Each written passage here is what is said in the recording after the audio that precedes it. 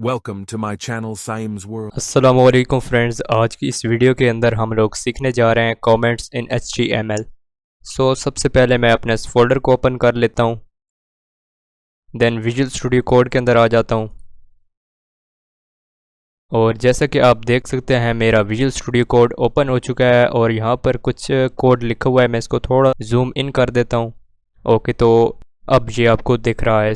यहाँ पर आप देख सकते हैं HTML है, हेड के अंदर टाइटल है हमारा और हमारा फिर बॉडी टैग है। बॉडी टैग के अंदर कुछ भी नहीं है। यहाँ पर कुछ ऊपर आपको दिख रहा होगा, ये क्या है आपके लिए ये नई चीज़ होगी, ये मैंने आपको नहीं बताई। तो यही है कमेंट्स और ये कमेंट्स का जो है ओपनिंग टैग है और ये इसका क्लोजिंग टैग है। ठीक हो गया फ्रेंड्स। अब आइए डिस्कस कर लेते हैं। वैसे मैं इसके अंदर कुछ लिख देता हूँ।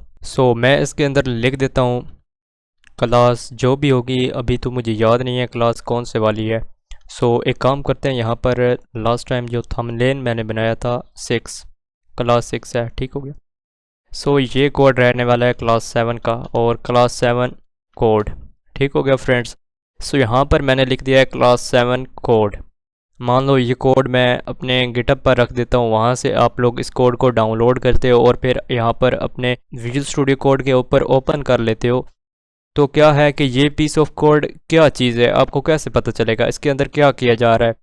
लेकिन जैसे ही आप इस स्टेटमेंट को पढ़ोगे, ठीक हो गया, ये स्टेटमेंट कमेंट्स याद रखिए सिर्फ प्रोग्रामर्स की हेल्प के लिए होते हैं। मतलब जो भी किसी प्रोग्रामिंग लैंग्वेज या दूसरी मार्कअप लैंग्वेज के अंदर कुछ लिख रहे होते हैं उनके लिए कमेंट्स होते हैं। ये सिर्फ उनकी हेल्प करते हैं, आउटपुट के अंदर ये डिस्प्ले नहीं होते। मान लो अगर मैं वेबसाइट को लाइव सर्वर से ओपन करता हूँ तो ये मेरे जो है वेब ब्राउज़र के अंदर ओपन होगी और आप देख पाएंगे चूँकि हमारा बॉडी टैग एम्प्टी है इसलिए हमारा वेब ब्राउज़र वाइट नज़र आ रहा है, लेकिन जो हमने कोड लिखा है वो यहाँ पर नहीं नज़र आ रहा, ये वाला क्लास 7 कोड। अब ये सिर्फ उसी के लिए मददगार है जो भी इसको ओपन करेगा, इस तरह से कोड के अंदर ओपन करेगा, सिर्फ वही उसको यहाँ पर देख पाएगा, आउटपुट के अंदर ये नहीं आएगा। ऐसा क्यों होता है?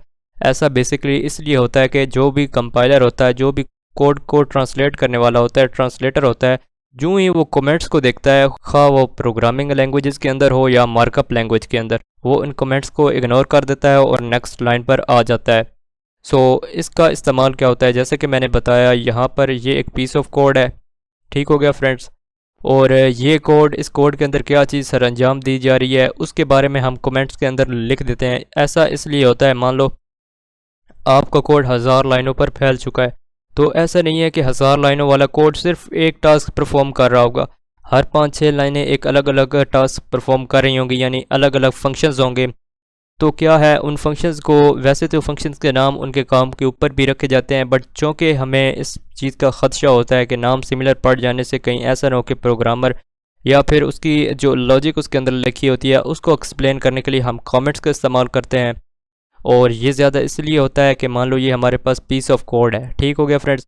अब ये कमेंट्स हम इसलिए लिखते हैं ताकि प्रोग्रामर को जो है ये पूरा कोड पढ़ना ना पड़े, क्योंकि वो सारा कोड पढ़ेगा इसके अंदर उसको टाइम लग जाएगा, तब जाकर वो अंडरस्टैंड होगा अच्छा इस कोड के अंदर ये हो रहा है। तो इस चीज़ से बचने के लिए कमेंट्स होते हैं। अब मैंने कोड लिखा, पीस ऑफ कोड लिखा और ऊपर इसके ऊपर कमेंट लगा दिया ये वाला, और मैंने एक्सप्लेन कर दिया कि ये कोड फला पर्पज़ के लिए है। तो जो प्रोग्रामर भी दूसरा आएगा मेरे कोड को पढ़ेगा, कोड को पढ़ने से पहले जब वो कमेंट को पढ़ेगा तो उसको आइडिया हो जाएगा कि फ़लाँ काम कर रहा है ये कोड। और दूसरा ये कि कमेंट्स को हम इसलिए भी इस्तेमाल करते हैं कि मान लो मैंने जो है अपना कोड आज लिखा और फिर साल बाद ओपन किया। ठीक हो गया फ्रेंड्स। बजाय इसके कि मैं इस कोड को सारा पढ़ूँ, दोबारा से लॉजिक को समझूँ कि क्या लॉजिक लगा हुआ है उसके अंदर, हो सकता है मैं बहुत ज़्यादा वक्त ज़ाया कर बैठूँ तब जाके मुझे समझ आए। लेकिन जैसे ही मैं कमेंट देखूंगा तो मुझे फटाक से पता चल जाएगा कि अच्छा ये कोड तो ये चीज़ कर रहा है। कमेंट्स इसीलिए लैंग्वेजेस के अंदर होते हैं कि हम उनका इस्तेमाल करते हुए जहाँ कहीं भी किसी दूसरे बंदे को या हमें खुद खदशा हो कि हम ये कोड लिखने के बाद जब इसको बाद में देखेंगे, आज नहीं अगले दिन या अगले हफ्ते या अगले साल देखेंगे, ऐसा ना हो कि इस कोड को दोबारा रीड करते वक्त हम कहीं स्टक हो जाएं, हमें लॉजिक समझ ना आ रही हो, तो हम कमेंट्स लिख देते हैं। और कमेंट्स बस यही करते हैं कि वो कोड के बारे में उनके अंदर इंफॉर्मेशन लिखी जाती है। जब भी कोई दूसरा या आप खुद बाद में अपने कोड को पढ़ते हो, उसे पढ़कर आपको अंदाज़ा हो जाता है कि अच्छा ये चीज़ कोड के अंदर लिखी हुई है। तो इसका इस्तेमाल क्या है मैं एक मरतबा आपको लिख कर दे देता हूँ। अब जैसा कि मान लो ये एक कोड था, अब मैं आपको दे देता हूँ। अब खाली आपको ये कोड मिलेगा तो आप कहोगे ये कौन सा कोड है, ये किस क्लास का कोड है। तो अगर इसी कोड के अंदर मैं साथ में आपको ये वाला कमेंट भी दे देता हूँ तो आप आसानी से आपको यहाँ पर पता चल रहा है कि ये क्लास 7 का कोड है। तो इससे आपको काफ़ी ज़्यादा हेल्प हो रही है। तो यही है यूज़ केस कमेंट्स का, और चूँकि मैं यहाँ पर आपको लिख कर दिखा देता हूँ। ऐसा नहीं है कि ये टॉप पर लिखे जाते हैं, कहीं भी लिखे जा सकते हैं। आपने इस बॉडी के अंदर लिखना है तो बॉडी के ऊपर लिख दो, जहाँ कहीं भी आप इसकी ज़रूरत समझते हैं, जहाँ कहीं भी आप कुछ ऐसा देखते हैं कि ये बाद में हो सकता है। अब मान लो हो सकता है ऐसा भी हो कि आपने यहाँ पर बहुत सारा कोड लिखा हुआ है बॉडी टैग के अंदर। ठीक हो गया फ्रेंड्स, बॉडी टैग के अंदर ही हम सारा कोड लिख रहे होते हैं और बॉडी के अंदर आपका बहुत ज़्यादा जो है कोड हो जाता है। तो कुछ चीज़ों पर आप CSS अप्लाई कर देते हो, यानी उनको स्टाइल कर देते हो, और कुछ चीज़ों को स्टाइल नहीं करते। तो उन चीज़ों के ऊपर कमेंट लगाकर आप बाद में जब उस कोड को देखते हैं तो आपको पता चल जाता है कि इस चीज़ के ऊपर मैंने स्टाइल किया हुआ है, इस चीज़ के ऊपर मैंने स्टाइल नहीं किया हुआ। क्योंकि CSS तो आपका दूसरे फाइल के अंदर होता है, HTML देखकर तो आप नहीं बता सकते कि इसके ऊपर मैंने कोड लगाया हुआ है या नहीं। तो वो तो फिर आप या तो उसको सारा आपको CSS का पढ़ना पड़ेगा जो आपने कोड लिखा होगा, अच्छा कि मैंने इसके ऊपर लगाया हुआ है, इसके ऊपर नहीं लगाया हुआ, तो वो काफ़ी दिक्कत वाला काम है। और यहाँ पर मैं एक H1 लिखता हूँ और H1 के अंदर मैं लिख देता हूँ हेलो वर्ल्ड।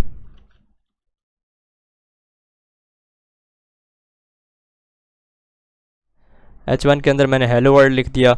और यहाँ कहीं पर आप ऊपर लिख सकते हो, नीचे लिख सकते हो, कमेंट आप कहीं भी लिख सकते हो। ठीक हो गया फ्रेंड्स, कुछ भी आपको लिखना है, जैसे कि अभी तो मेरे पास कुछ ऐसा कोड नहीं है कि जिसके मुतल्लिक मैं कमेंट्स के अंदर लिख सकूं, लेकिन हाँ ये है कि H1 है तो अब H1 के हिसाब से मैं लिख देता हूँ H1 शोज़ हेलो वर्ल्ड।